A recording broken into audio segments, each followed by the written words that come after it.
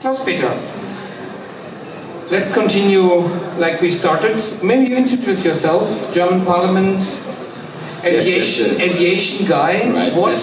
just some words to the description, to the words, full of words, a description of my person. Pro Frankfurt, pro Flughafen means this is a, well, it's a non-governmental organization. We started it 24 years ago in order to bring those to the public who are fans of aviation, who are fond of flying, who know about the importance of flights for connecting people, for connecting economies, for connecting cultural routes. And that's why we started, when we had all these environmentalists fighting against the enlargement of Frankfurt Airport, to organize the others who are, well, quiet, silent, and to give them a face and a voice. And so we started this Pro Flughafen. And in the parliament, I'm quite some time and heading the aviation and space group there in the parliament. This is a non-partisan group. We have from all the parliamentary groups, and we are, well, also promoting aviation questions, technological questions, science questions, and the same for space. That's why I was looking at the launch of our satellite yesterday, of ESA and JAXA. So it's just to describe my position, and I'm the rapporteur. I'm responsible in my political party, in my party parliamentary group in Parliament, Christian Democrats, for questions of aviation and space in our economic committee. And when we talk about Parliament, it's a German national parliament. The German national parliament. For everybody here. Yeah. Good.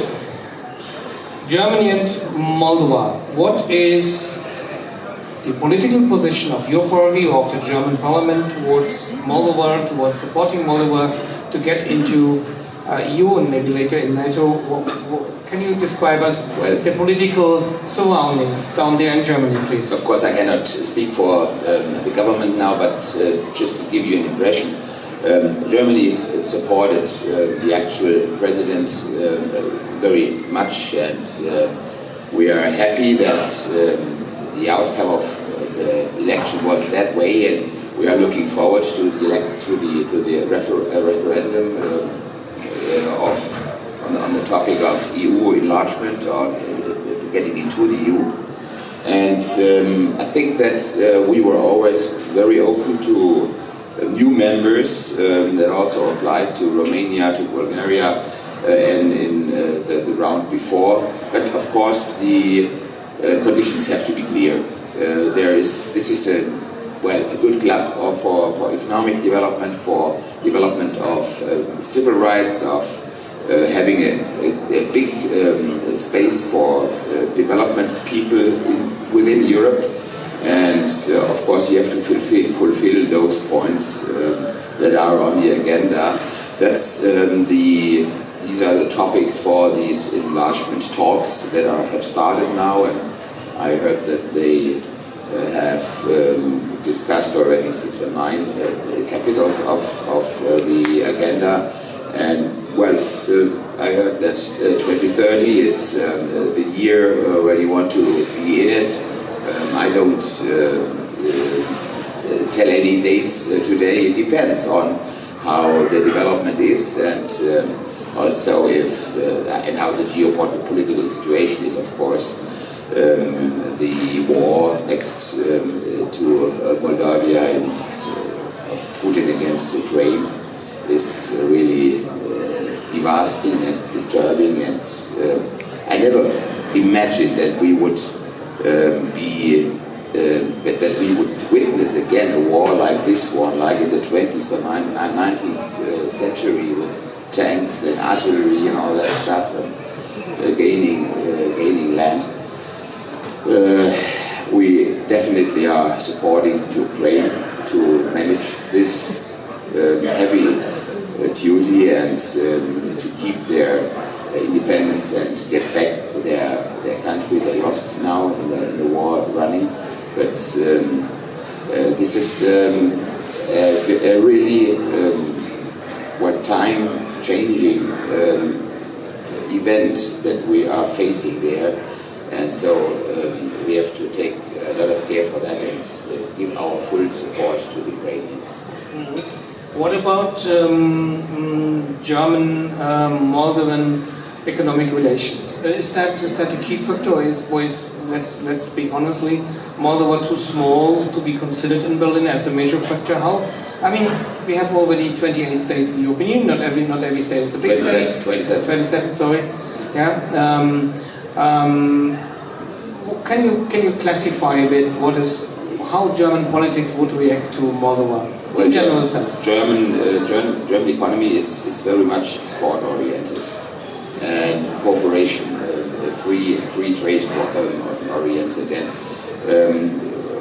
you will find a lot of those 26 other countries within the EU where we are the biggest trading partner, and I think we are for Moldova the third or the second biggest, I don't know exactly. There is a vivid exchange. The largest one is France or Romania? Romania, of course, the neighboring country. But we are in the top 3 or 5 in terms of export and import, and well, this is quite natural because we are a real big pot within the EU, in the middle of it, with 84 million people now, and this shows proportions. Of course, it's we're always taking care for the smaller countries within the EU. From Helmut Kohl's times, Chancellor Kohl, he was always talking about don't let the small countries behind. He said we need them all because we have to consent on the topics, we have to work together and take everyone with you. But in a way that you say there are 2 or 3 big who domesticate everything. Okay, thank you very much. Any further topics you want to raise with Klaus Peter Willsch? Again, France. Today, I'm sorry, that would be a more German-oriented topic. Germany had a fantastic growth in air transport over the last 40 years, but it seems that there is a kind of hostility now from the consumers, the public, the general public, but also from the politicians. Can you explain why and what do you do to try to convince the government, the consumer, the public that air transport is still very important, it is essential to the development of German economy and just for the well-being of Germany? That's really a big part of my work. You are having the right insight, and it has also consequences and figures. When you look at the air traffic in Europe, in most countries you will see that we are back to the figures before Corona.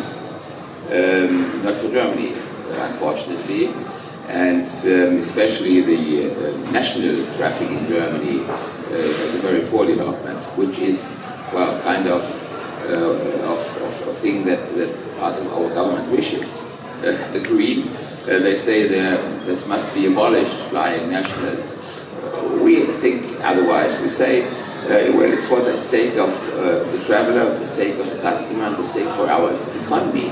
To have the connections people want and need. And so we are indeed in a complicated situation, having a government which is not fully supporting air traffic. We have special burdens on it, special fees, and of course this shows effects. Thank you. When government changes and we are coming into it again, we will take care. When is election in Germany? Next year. Next year. When is election in Moldova? We have presidential elections this year. No. And parliamentary elections? Next year. So, exciting times. Okay, next question to Heinz, please. Yeah, my question is, what you comment is to the fact that there's raising up an aviation tax. Was it a good idea because of the economy? You all know that it's not the best for the time being. So was it a good idea to exactly this time to raise up the aviation tax? Of course, it was not. From my point of view, I think this should be clear from my first remarks on the topic. It's ideology-driven policy, and financial. They don't. It's ideologic. You can collect money from taxpayers in every way, but to focus on that point as one source of additional funding is, of course, ideologically driven by those who are not very much supportive. Okay. Any more? No? Yes, Luis and you first, please. My question is about the level of support to Moldova, part of Europe, among the different political parties in Germany. Is consensual or there are some divisions about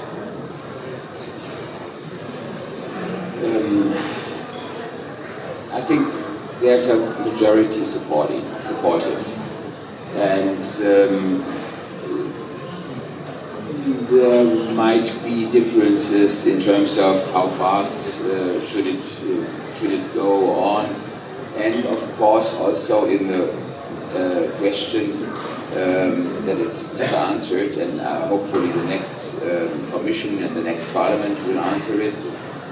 How can we reform the institutions within the EU to make it work, also with 30, 32, 34 members? Because just an additional commissioner for each new country to come in, having no a bigger range of majority decisions. I think the functionality of the European Union has to be optimized, and this will be a task for the next Commission, the next Parliament, and hopefully they will be successful there, and hopefully populations in countries will be ready to change the treaties, because you know that there are 5 or 6 members of the European Union who say whenever the treaties are altered or changed, you need to have a referendum. And the last referendums didn't work very well for the European Union. I think Theodore. Yes, I'm Theodore from Travel Daily News. On one hand, we are trying to reach the numbers of the level of the traffic we had before the 2019, the coronavirus. On the other hand, we are hearing a lot of experts speaking about the risk we have regarding the environment, and that we have to reduce the short-haul flights. What do you think about this? Well, I think we should focus on technological solutions. We should take care for having less harmful liquids, energy carriers for flying, well, like PTL or others. We have to work on this in order to get the mass we need for having our transportation needs fulfilled. I don't believe that people are ready to say, well, flying is once again only something for the very rich, and for some who are going to skiing in the Rockies or in Switzerland, and all the normal people, they have to stay at home. I think this won't work.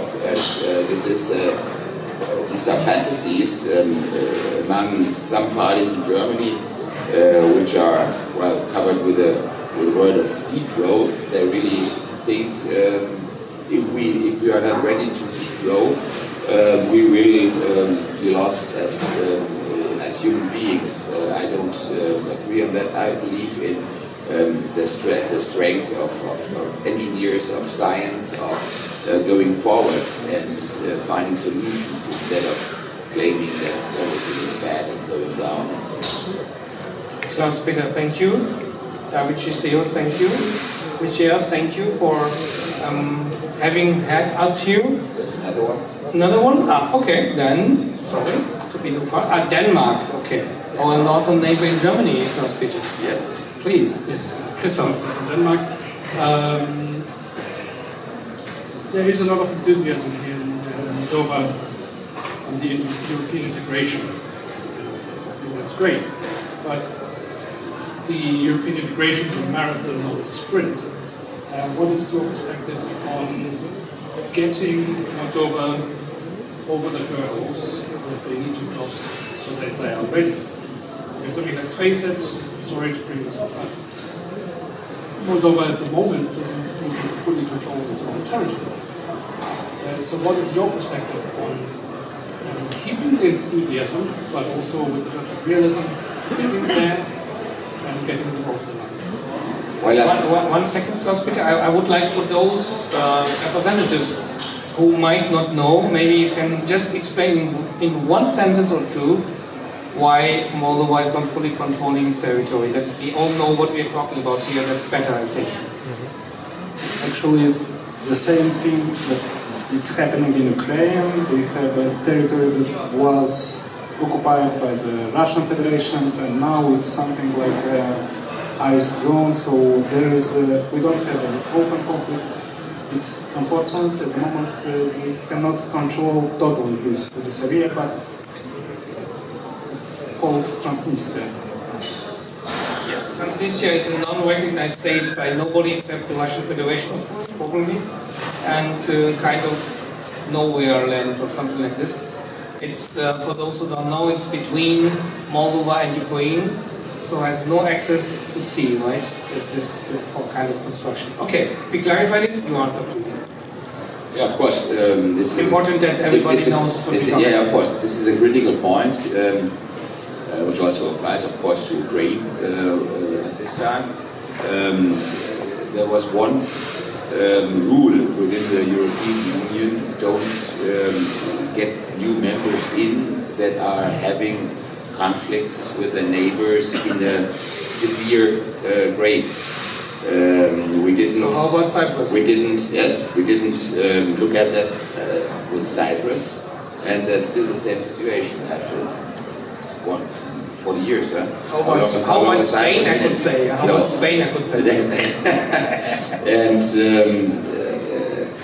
I really think it is good if territorial questions are really settled before someone gets in, because we also have not only the NATO but also the European Union a clause that says you have to support the legitimate government if it's attacked by others.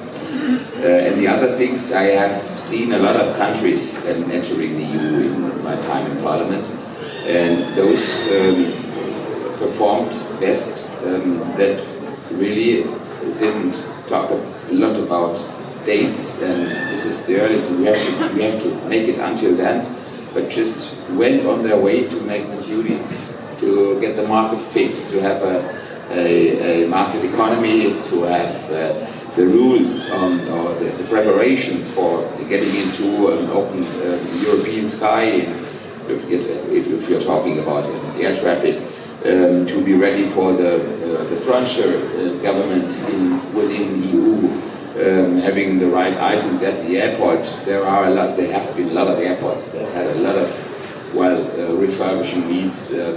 We are really one with in good shape here. At first sight, at least, I have not been here. It's my first time, and now the bureaucratic processes bring good young people to the commission, to the offices where they prepare the entry process, where they discuss the critical topics, taking care for the rule of law, and we have some topics, of course, and fight against corruption and all that. So I can just recommend they should go on their way. They should go into the right direction on this way, and as soon as they are ready and the geopolitical situation is correct, there will no one to say no, but there will be the desire to make the political union called European Union bigger and make it really the whole continent. Thank you again. Margarida, last words as in Cluj from your side, please. Margarida from Portugal, please. So I believe that most of us, I would say almost the majority of us, had no idea what was Chisinau or Moldova. I've been learning a lot since I knew I was coming, because I had no idea. I had no idea about this country, about the city. So what we heard today was a very good start, a very good input to our knowledge of the city, of the country, of the airport. And I think the three speakers are available, stay available for some more questions. And tomorrow, a whole day, we'll be learning a lot more about the country and its airports. So we'll see us tomorrow at 9 for the conference aviation event at the Blue Radisson at 9 o'clock, starting at 9, I think. Yeah, I think so. Thank you very much, everybody. Thank you, gentlemen, for having us here. Maybe you can come up to the stage for some photo, all three of us, please.